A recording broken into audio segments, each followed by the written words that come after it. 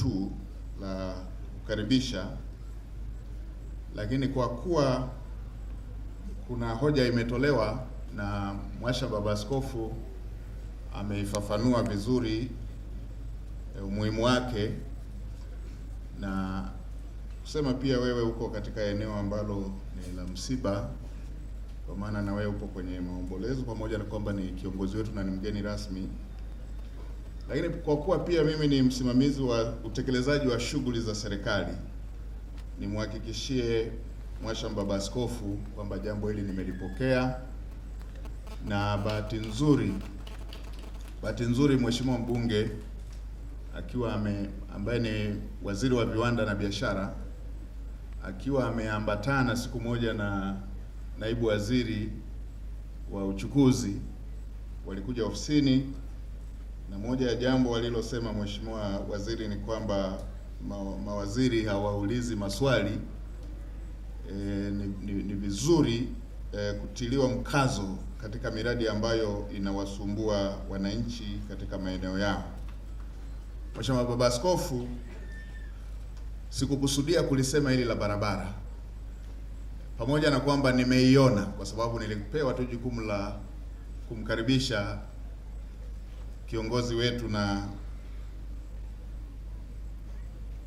mgeni rasmi kwenye shughuli hii kwa ajili ya kutoa salamu za serikali.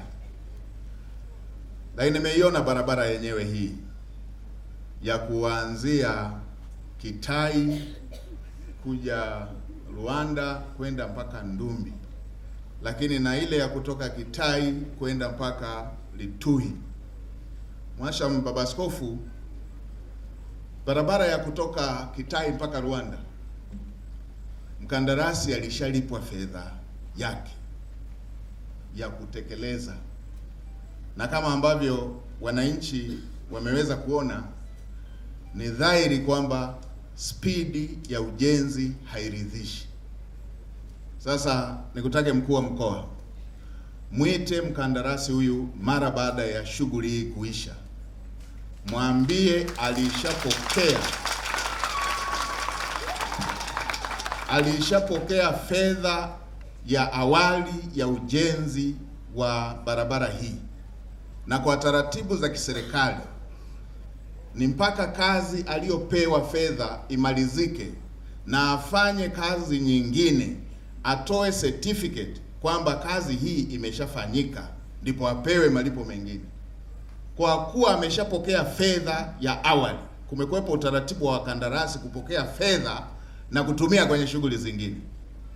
Sasa mwelekeze kwamba fedha alishapokea, afanye kazi ionekane, na aendelee na kazi kwa kasi inayotakiwa. Kama amepokea fedha na ameanza kutumia katika maeneo mengine ama kuzurura kwingine, kamata pasipoti yake, asitoke mpaka hii kazi ikamilike na wananchi waione.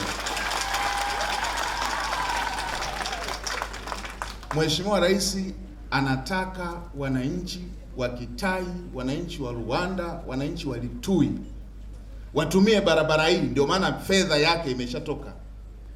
Na upande wa barabara ya kutoka Luanda mpaka Litui, taratibu za manunuzi zilikuwa zinaendelea. Niwaelekeze Wizara ya Ujenzi, harakisheni taratibu za manunuzi, tuondoe ukiritimba.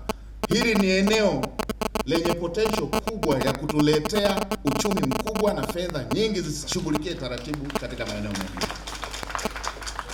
Sasa mkuu wa mkoa mwite, na namwelekeza pia waziri wa ujenzi atakuja aje aone hilo badiliko, na nitakapokuja ziara kwenye mkoa huu nije nione kazi iko tofauti na hii ambayo imeshafanyika.